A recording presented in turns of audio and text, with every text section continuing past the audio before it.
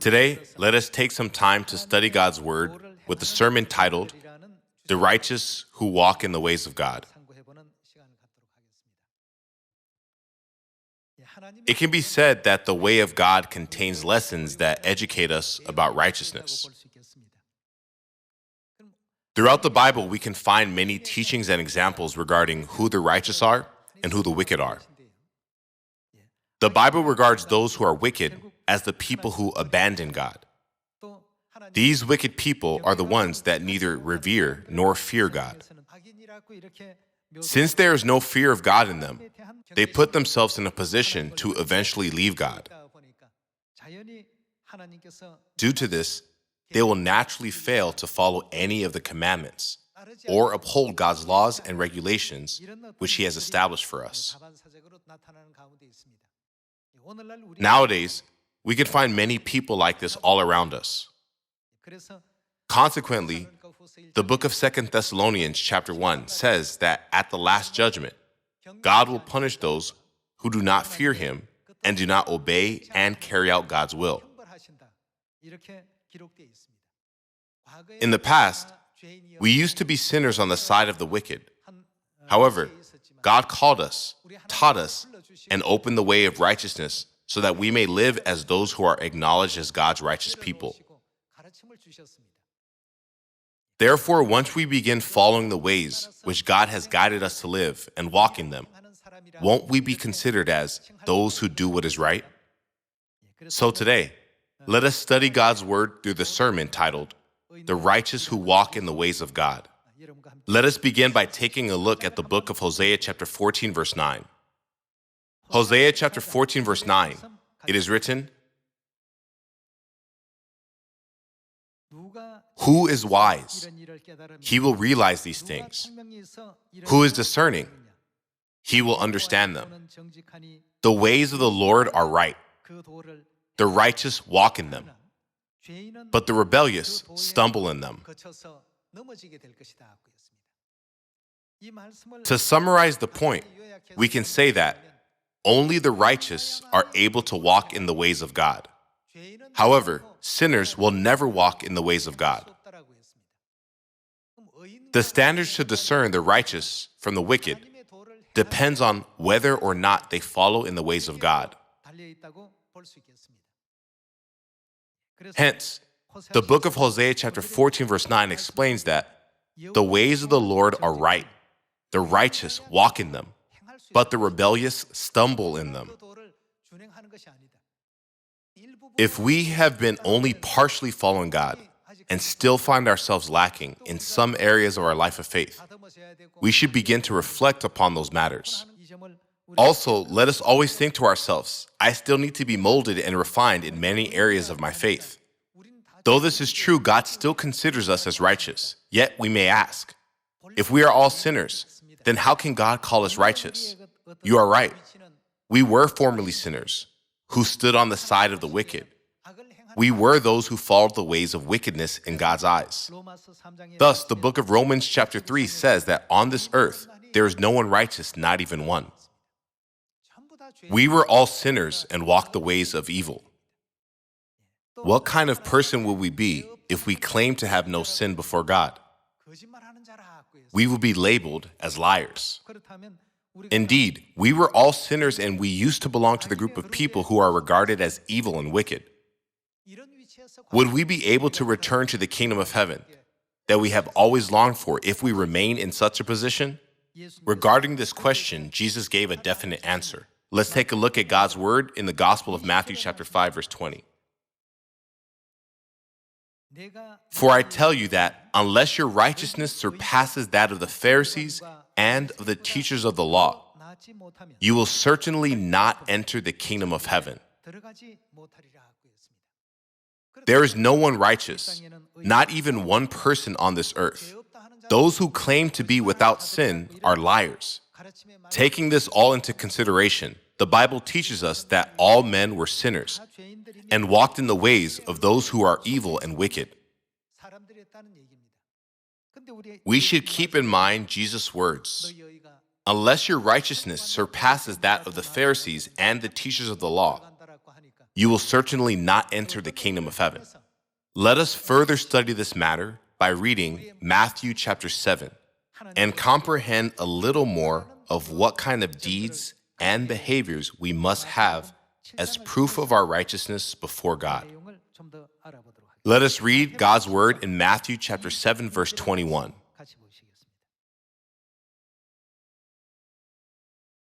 Not everyone who says to me, Lord, Lord, will enter the kingdom of heaven, but only he who does the will of my Father who is in heaven. Many will say to me on that day, Lord, Lord, did we not prophesy in your name, and in your name drive out demons and perform many miracles?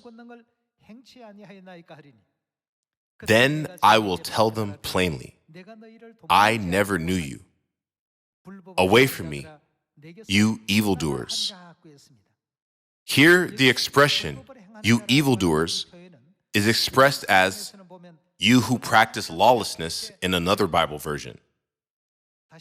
Evildoers are the opposite of those who are practicing righteousness.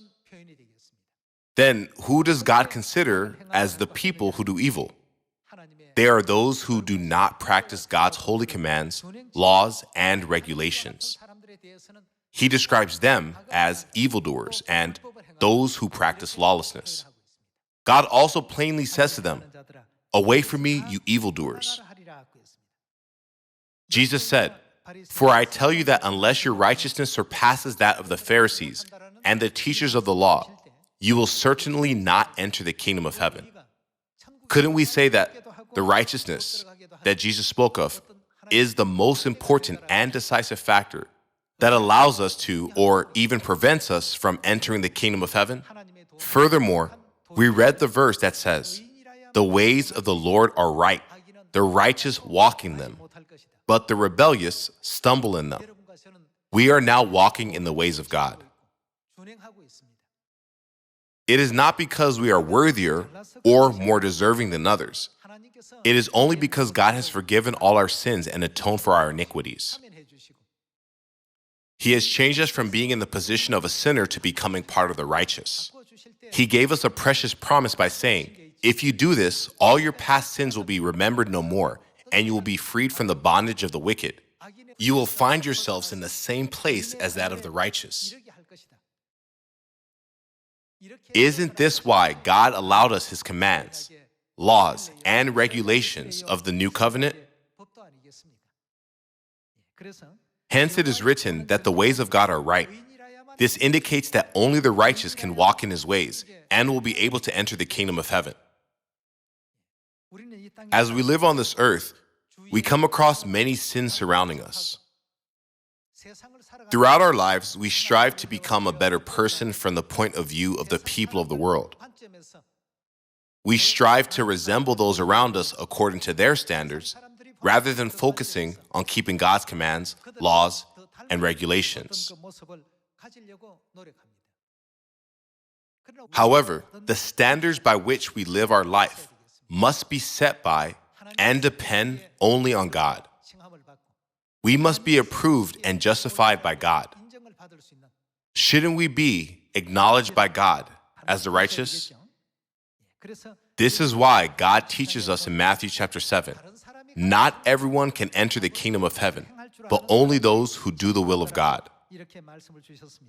Let us continue by looking at Isaiah chapter 51. In Isaiah chapter 51, verse 7, it says, hear me, you who know what is right. It says, the ways of the Lord are right, the righteous walk in them. In Isaiah chapter 51, we can see there are people who know what is right, and there are also those who do not know. Those who know what is right, what is in their hearts? You people who have, whose law is this? God's law, my law in your hearts.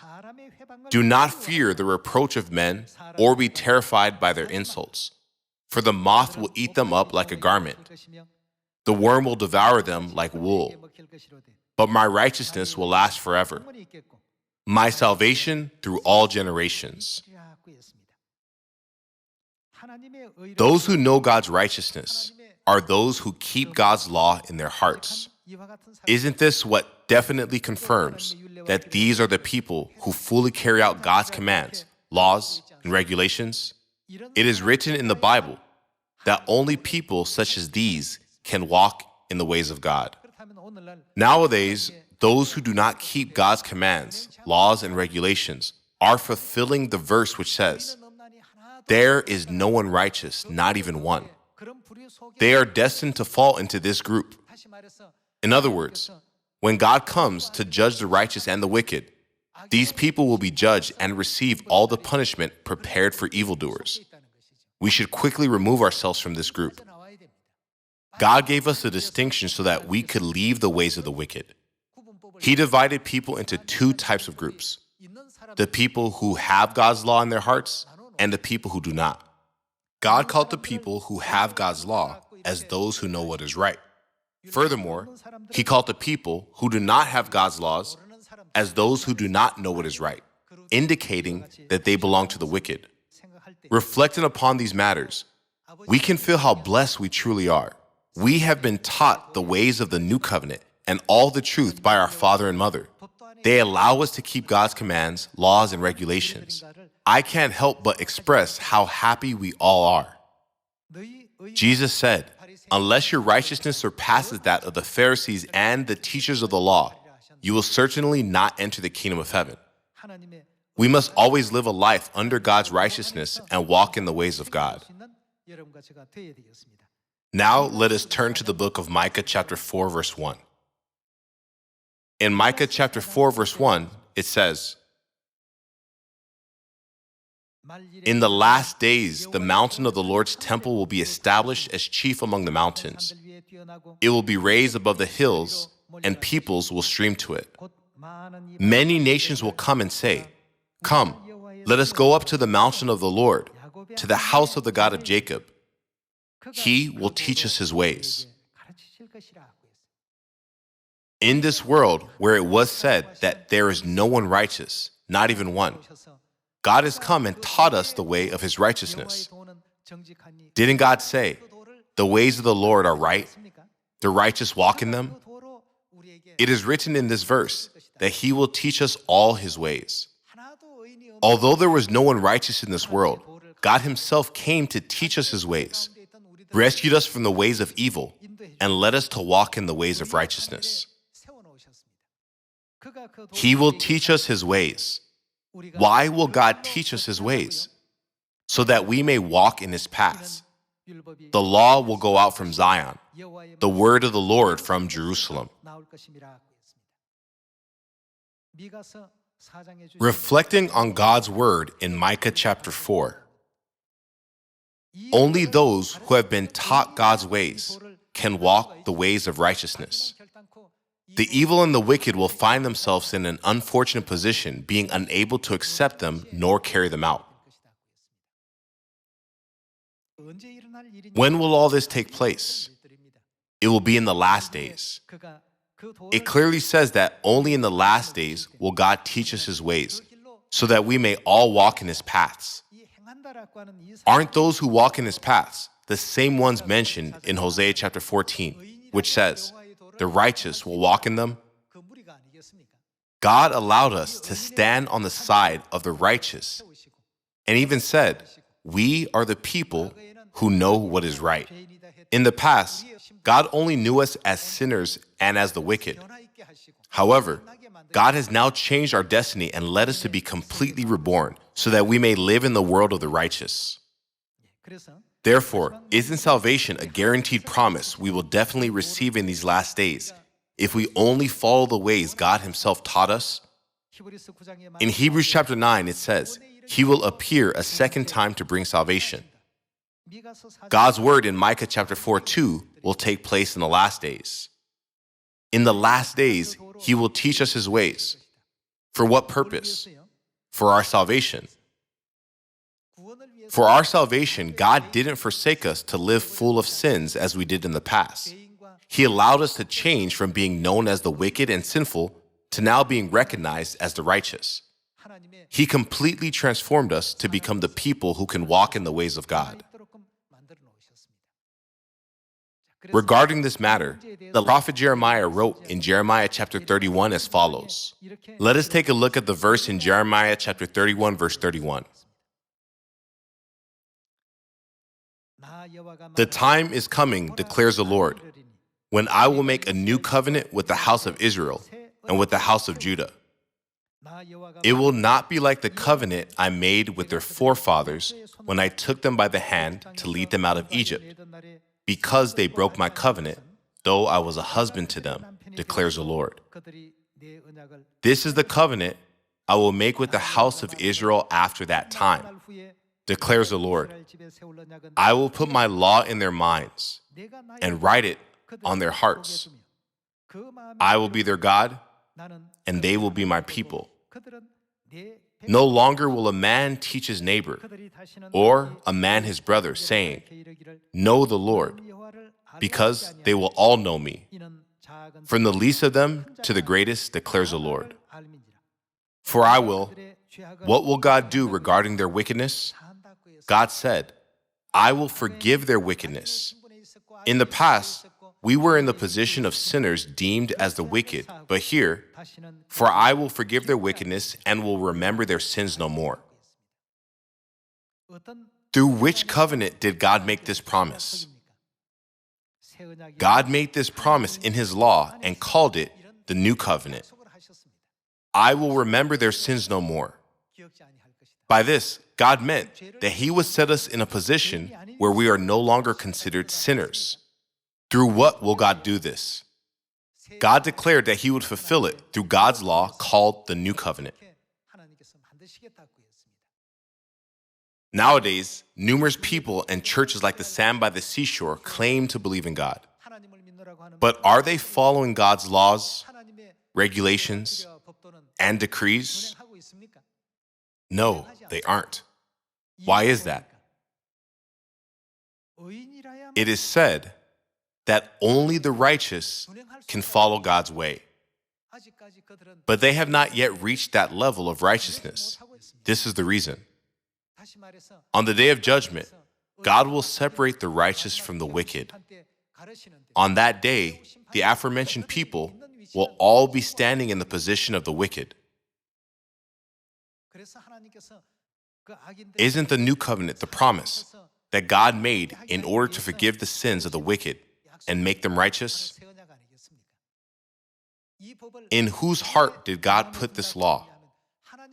God allowed the law of the new covenant to be sown in the hearts of God's people. When we preach the Sabbath or the Passover to the people around us, some are able to accept it right away, but there are others who cannot accept it, even after hearing about it for 10 years. On Judgment Day, when God separates the righteous from the wicked, the sheep from the goats, they will stand as the wicked, who cannot escape God's punishment and judgment. Then why did God teach and emphasize this truth of the new covenant to us? It is said, in the last days, He will come to the earth and teach us His ways. But why would He declare numerous times the laws and decrees of the new covenant to mankind and to all the children of Zion? Even though He declared them many times, how is it that we could understand them, but they could not? We have accepted and are following God's words, but why is it that the world cannot follow and keep them? This will be the standard for God's judgment on the last day. We can see that in Matthew chapter 7, verse 21. On that day, many people will say, Lord, Lord, did we not prophesy in your name, drive out demons, and perform many miracles all in your name? What will Jesus say to them? Away from me, you evildoers, you who practice lawlessness. Wasn't there something I promised to you in order to make you righteous? Wasn't that the reason why I declared and commanded you to follow the regulations of the new covenant? However, you never listened to my words. Instead, didn't you ignore and treat my commands, regulations, and decrees with contempt? This is why you cannot help but be judged as those who are part of the wicked. They will say, Lord, Lord, did we not play the role of pastor in your name, drive out demons, and perform many miracles numerous times in your name? Jesus said that those things have no bearing on whether or not we can go to heaven. Let's continue by taking a closer look at this through some verses related to this matter in Isaiah chapter 33. Isaiah chapter 33, verse 20. Look upon Zion, the city of our festivals. Your eyes will see Jerusalem, a peaceful abode, a tent that will not be moved.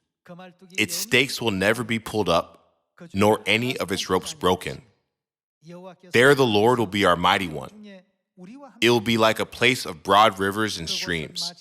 No galley with oars will ride them. No mighty ship will sail them.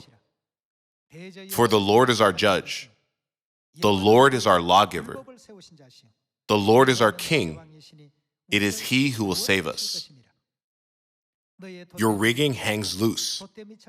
The mast is not held secure. The sail is not spread.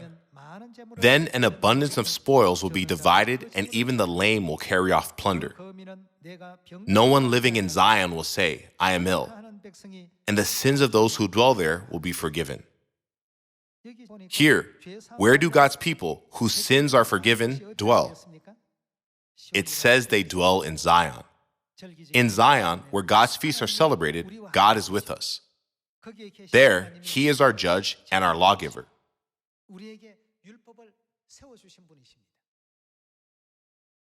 Even in a secular sense, when a trial is held at court, with what do judges rule? Isn't it the constitution of their country, the standard for their judgment and ruling? Here, God testified to the fact that he is our judge, and that there is a law that he granted to us. Wouldn't this law of the new covenant be that standard for the last judgment? Through this law, God will discern between the righteous and the wicked. That's why it is said, the ways of the Lord are right, the righteous walk in them. Both you and I long to enter the kingdom of heaven. Numerous people in this world are aware that Judgment Day is coming. Though they know that Judgment Day is coming, and their hearts are longing for heaven, they are not able to acquire the position of the righteous. They only remain as those among the wicked. The coronavirus pandemic has now continued for over a year. Through this situation, many people think, oh, will not the day of God's judgment come soon? If Judgment Day is near, it is imperative that they not be regarded as the wicked. However, they still remain within the group of the wicked, since their deeds are still that of the wicked, and they continuously make efforts to receive acknowledgement from the world. From God's perspective, it is like they are not making any efforts at all to belong to God's world and receive God's acknowledgement along with the righteous.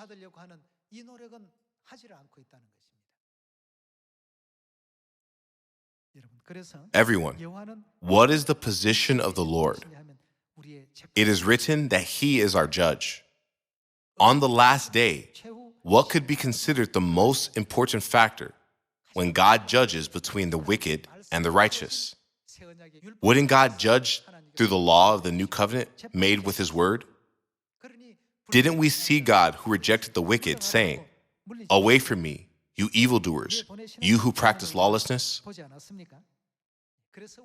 This is why God told us to become workers of the new covenant. What is the privilege given to those who walk in the way of the truth of the new covenant? God strongly emphasized that those who can inherit eternal blessings and the glorious kingdom of heaven that God has prepared are the ones who obey and keep the law of the new covenant. Let's take a look at Hebrews chapter 9, verse 15. For this reason, Christ. Doesn't this mean Jesus? For this reason, Christ, meaning Jesus Christ, is the mediator of a new covenant, that those who are called may receive the promised eternal inheritance, now that he has died as a ransom to set them free from the sins committed under the first covenant. God promised the eternal inheritance to those who were taken out of the world of the wicked, to all those who have obeyed and kept the laws, decrees, and regulations of the new covenant. In other words, by this, God has granted us the honor and glory to enter the kingdom of heaven.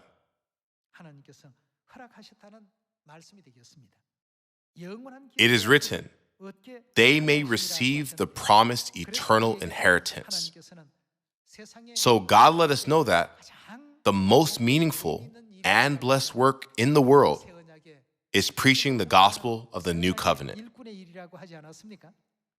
Let's look at 2 Corinthians chapter 3, verse 6.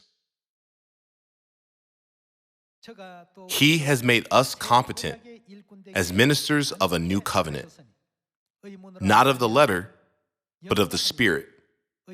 For the letter kills, but the Spirit gives life. God is overjoyed when we become workers of the new covenant. God told us to preach in Samaria and to the ends of the earth. Go and make disciples of all nations, teaching them to obey everything you heard and learned from me. On Judgment Day, there will be a group belonging to the righteous and another group belonging to the wicked. But since all peoples of the world now belong to the wicked, God told us to teach them so that they can cross over to the group belonging to the righteous. Isn't this why God told us to preach? We should say, if you remain as the wicked, you will be destroyed and will not be able to escape God's judgment.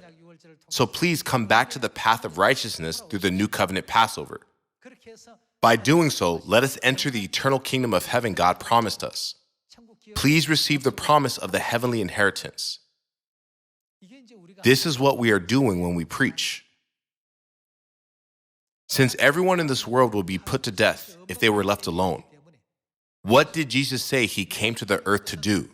He said, I came to preach. Now let us turn to 2 Peter chapter 3, verse 13.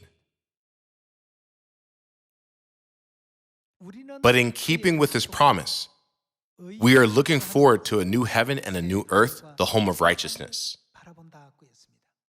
What was the context of these words given to us? Let's go to verse 10. But the day of the Lord will come like a thief. Isn't the day of the Lord referring to the last day of judgment? It is the day of punishment for the wicked and the day of salvation for the righteous. But the day of the Lord will come like a thief. The heavens will disappear with a roar. The elements will be destroyed by fire, and the earth and everything in it will be laid bare. Since everything will be destroyed in this way, what kind of people ought you to be? You ought to live holy and godly lives as you look forward to the day of God and speed its coming. That day will bring about the destruction of the heavens by fire, and the elements will melt in the heat. But in keeping with his promise, we are looking forward to a new heaven and a new earth, the home of righteousness. This is the eternal world of God, which he has opened only for us. This is a world full of God's grace, where there are no tears, sorrow, or pain, where peace and joy are newly created every day. This is the kind of life that God will soon open wide for us when we enter the kingdom of heaven. Then, today, as for us who are following the truth of the new covenant, and the fact that we are actually living in this truth of the new covenant, how blessed we truly are. However, it is written that only a few would seek the way among all people in the world. So this path can be considered the narrow path. This gate is also the narrow gate. Even though it is narrow, we need to tell everyone in the world at least once. We must preach to them, letting them know whether they listen or fail to listen. Let us introduce God's way to them by saying, "We have the good news which gives us life. Let's turn away from all evil and return to the life of the righteous. Let us all receive salvation and the eternal kingdom of heaven which God has prepared for us." Once again, I give thanks, glory, and praise to our Elohim God, God the Father, and God the Mother, for leading us to this truth and granting us such amazing blessings. Although the external circumstances may be dark and depressing due to the coronavirus, let us take joyful steps to deliver this gospel in Samaria and to the ends of the earth, to our neighbors, families, relatives, and even to our acquaintances. By this, I would like to conclude today's sermon. Thank you very much.